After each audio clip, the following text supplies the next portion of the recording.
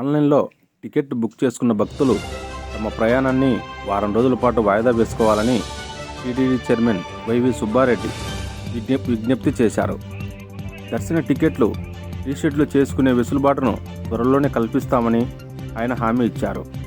20 సంవత్సరాలలో ఎన్నడూ లేని విధంగా తిరుమలలో గత 15 రోజులుగా వర్షాలు కురిశాయని, కొండ చర్యలు విరిగి పడటంతో 4 ప్రాంతాలలో రోడ్డు పూర్తిగా ధ్వంసమయ్యాయని ఆయన వెల్లడించారు. కొండ చర్యలు విరిగిపడే ప్రాంతాలను గుర్తించేందుకు ఢిల్లీ నుంచి ఐఐటి నిపుణులను రప్పిస్తున్నామని స్పష్టం చేశారు. ఇటువంటి ఘటనలు పునరావృతం కాకుండా చర్యలు తీసుకుంటామని తెలిపారు. అలాగే రెండో ఘాట్ రోడ్డులో మరమ్మత్తు పనులకు సమయం పట్టే అవకాశం ఉందన్నారు.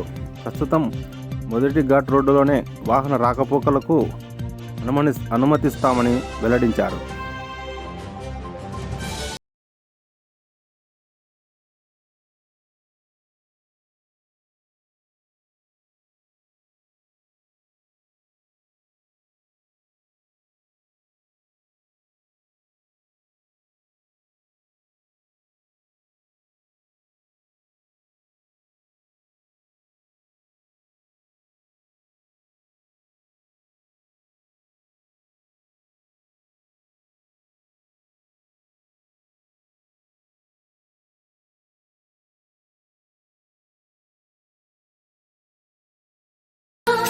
be